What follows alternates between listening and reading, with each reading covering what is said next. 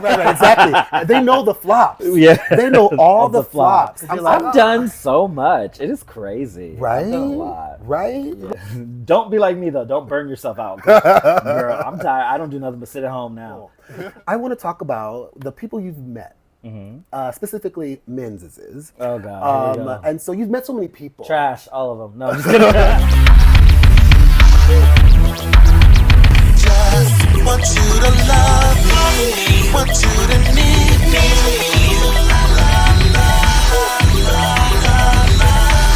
Want you to never leave my side. That's why I'm giving more. Action! Ohayo! Omatase shimashita! Welcome back, everyone, to Nicho Radio, our interview section. Today is a very special edition because I have invited my birthday buddy. I'd like to introduce to you the multi-talented, the super creative, and the Australian-hating Cody!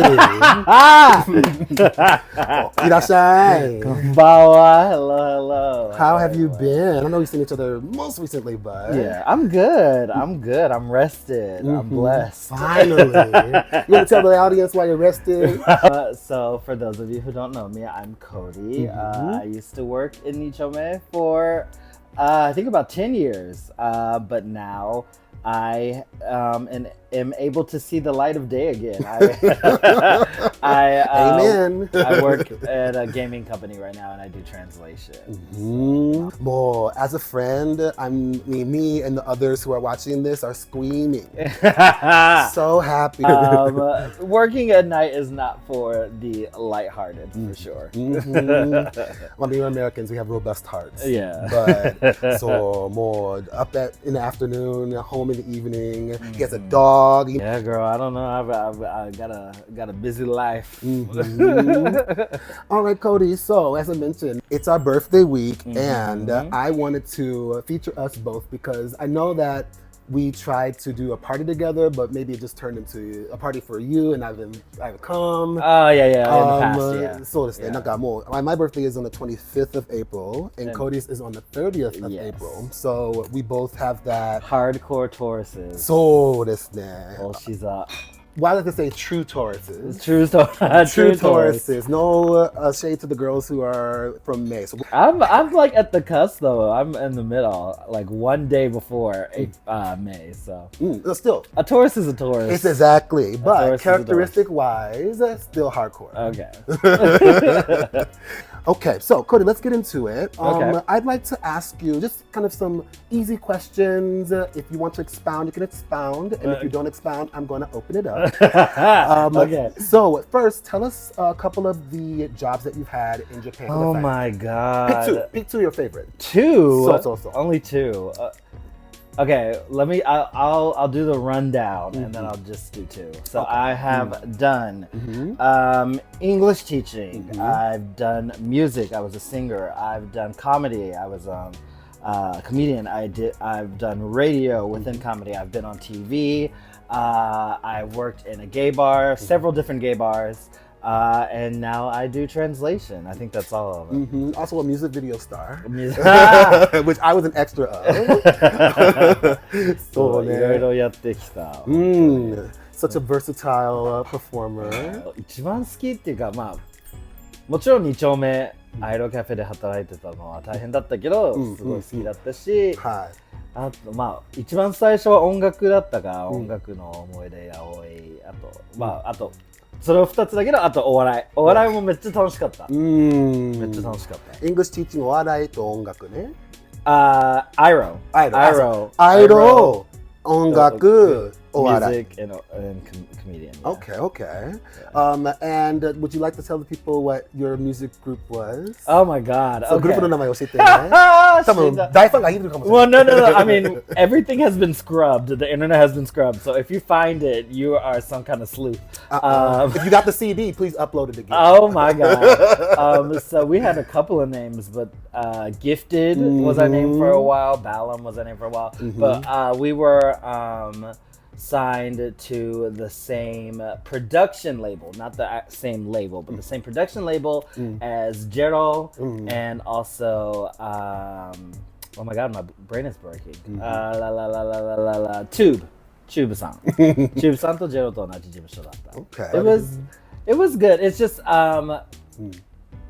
you know, sometimes when you turn your passion into a job, then it doesn't become a passion anymore. So. そうですね。あと、group of three ね。Yeah. 日本人の男性2人。Yes. ノンケの男性が2人。Yes. Me and two Nonke brothers. Your gay ass. Yeah.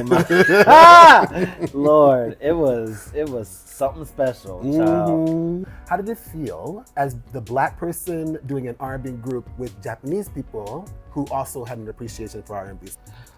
I mean, the brothers that I was working with, they were literally like R&B junkie maniacs. Right, exactly. They know the flops. Yeah. They know all the flops. I'm sorry, I'm going to say it out there. Nivea, Maya, somebody knew Olivia. Are you saying Maya's a flop? I'm saying that she flopped at a certain point. Oh, okay, I was going to say, don't Sugar do it. Spice. No. Listen, Mood Rings my stuff. Yeah. But the one after that, when she was like no longer promoted by, I think she was Interscope. Yeah. There was like people. Or even like the minor boys as well. The guy like Gaia. Yeah. Day 26. Right. Yeah. And I think we have a friend in mind who starts with a T, short guy. Oh yeah, I just talked to him because it was his birthday the other day. Yeah, exactly. He's also in April. Yeah. So he's the one who I met when I was living in Utsunomiya. And you know why? But we also have faded out. It's because of Staya and Tower Records. Oh, okay. And trying out the CDs and listening to the whole CD. But I mean, I feel like the otaku culture in Japan is strong, no matter what the base of the otaku culture is. So like anime, music, it, like if they like something, they know everything about it. Stand hard. Yeah. I think actually you say that now. I believe that's also a really big cause too. Yeah. So they knew more R&B than I knew, and like. So on that front, it was just all like, I wanted to do pop. I wanted to be Janet Jackson. I wanted to be Britney Spears. You know what I mean? I wanted to be the black Kodakumi. You know, but like they wanted to do the 112. They wanted to be Jagged Edge. They wanted to be you know what I mean? So like they were super into the R&B. So from that aspect, obviously, like it was. I don't think. And I ever really felt the like tokenism, you know what I mean, or like the it wasn't that. It was all like, but there were some times where they were like, you sing, why don't you?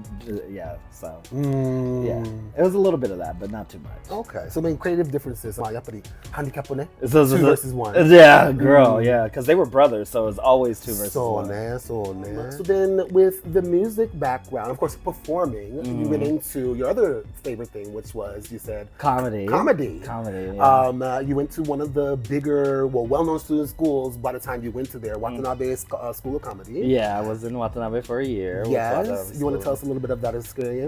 I majored in Japanese and musical theater, so I always wanted to do something in entertainment. At the time, I didn't realize, so there's geinojin, which is like entertainer, which encompasses like actors, singers, talent, comedians, everything. And there's gaining, which is comedian. But at the time, because Japanese people love to shorten every word, I just thought that gaining was like the shortened version of geinojin. I didn't know that they had different meanings. And so after I quit music, to kind of like a little year where I was just a little bit depressed, but and so I was trying to figure out like what my next step was. I thought, okay, maybe I'll just do like a talento or something like that. And so I was looking up auditions, and I went and ended up being audition for the comedy school. But like the salesman at the audition was so good, and he was like, "Oh, you have so much experience. You can sing, you can dance, you can do this. We need people like you. You should join our school. We'll give you this much money. You only have to do this, blah, blah, blah. And I joined, and it ended up just being like really freaking fun. So much fun. I had so much fun. Yeah, I think you were very, very like alive. I mean, it's like late 20s, right? Yeah. Late 20s, maybe going into early 30s. Yeah. So still doing your activeness in there. Yeah. He was in a group, so he wasn't doing it just by himself. We had someone to play off of. Yeah, I had for the first part I was in in Japanese we call it, why am I blanking today? We're kombi. In Japanese it's kombi. So we were a group. It was me and a girl. Our group name was Moju Queens, which means Beast Queens. Beast. Beast. Yeah, so and like we did a lot of skits. We did manzai, which is Japanese stand-up. But our like biggest hits or like our best selling stuff was like music, like anything that has to do with rhythm and dancing or singing. Right. Yeah. Right. And then you went solo. And then I went and one of your famous bits. Yeah. Oh god. Yeah, one of your famous bits is from using both of your talents. Yeah. From your comedian age and your music age. Yeah. And if you said skill up, level up. Yeah. That's a legacy you can leave on. Right? Yeah. No, that was a really, really fun part, and that of my life, and that ended up. Like I got a radio show from that. I remember that. I was a regular on a kids TV show from that. Like I got a lot of. I ended up working with Bruzone because of that. Like I got really close with Bruzone-san after that. Yeah. There's a lot of fun projects that came out at that time. Yeah. See, I mean, I think I'm asking you this because I want you to reminisce on all the things. 'Cause you're like, I've done so much. It is crazy. Right? I've done a lot. Right? 結局毎度も when you start working at the bar, you can use all that experience being on stage in front of people. I feel like it's just a natural progression that you never thought would actually happen. Yeah. It's been really fun. Like I've had a crazy life. Crazy life, girl. Yeah. So all the people out there, don't ever think that you cannot do it. Yeah, no, I get I've met a lot of people, and you know, when you're doing it, it doesn't really seem like that big of a deal, but when you think about it, I left college, went to an entirely different country, learned the language pretty much fluently at this point, was on TV there, have been on the radio there, did music here. I've done so much, and I think don't be like me though, don't burn yourself out. Girl, I'm tired. I don't do nothing but sit at home now. It's your time. It is time. I need Retire. to rest. Yeah, no, but like it's a lot of people will put this kind of hurdle in front of themselves and be like, oh well, that's crazy, that's too hard. But it's not. There's always a way to figure out how to do something. Like even Japanese people who want to go to America, I meet people all the time. I'm like, いつかアメリカに行きたい、アメリカ行きたいとか、アメリカ住んでみたいとかいう人もいるけど、できるから。Worth a bye. I want to talk about the people you've met. Specifically men's. Oh god. And so you've met so many people. Trash, all of them. No, I'm just kidding. A society in Japan that is full of working men. You've probably seen some guys who have been your type or had a certain feature. Okay. Tell me 2 features of a Japanese guy that instantly gets your attraction, instantly gets your attention. All right, so for mitame, for the physical stuff, I'm gonna be real basic and say I have a illness. I have a byoki called higefechi, which means if you do not have a beard, I cannot see you. I just literally can't see you. You're invisible. And the funny thing is the reason or the way that I realized that I am actually sick. I was actually in comedy school. I had a senpai or someone who was higher up than me, really close, always friendly, never attracted to him sexually, just super cool dude, always laughing, super fun, didn't have a beard, right? We just hung out. One day he grew a beard and I was like, oh, hey. Not who this. Right. And that was the moment it clicked. I was like, oh, bitch, I'm sick. Yeah, so that physically, like, I love a beard. I love long hair. I'm one of the rare ones. I like someone who looks like they like play guitar outside of a coffee shop somewhere. You know what I mean? That's a good image. Yeah. So,いいイメージね。 Yeah. So, but personality wise, I love anyone who is quick with conversation. Like if you can bounce a ball back and like, and that may be because I wasn't doing comedy for so long. Yeah. And so that hurdle may be pretty high. You know what I mean? But like anyone who can bounce that off of me and are very comfortable in like communication, because as we know in Japan, getting people to communicate can sometimes be like そうね、そう、すごい聞くんですね。そう、なんか餌がないと。 like if I say something and you're like, bitch, you come to the from the side and you're like, bitch, but you just blah blah blah blah. I'm like, yes. So you want And you're right. And you're right. Yo. And Give it off, bitch. Yeah, you want to be able to go bam, bam, bam. Yeah. You want a tennis match. yeah.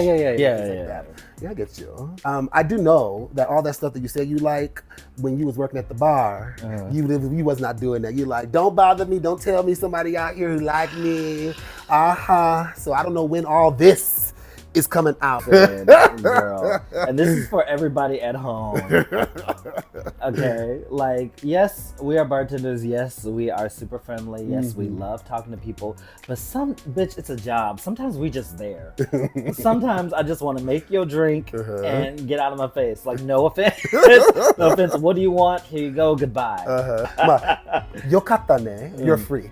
So, now. So the thing is, with the bar, I loved working at the bar. Like, it was very hard. It was very physically challenging. It was very mentally challenging. But it was so fun.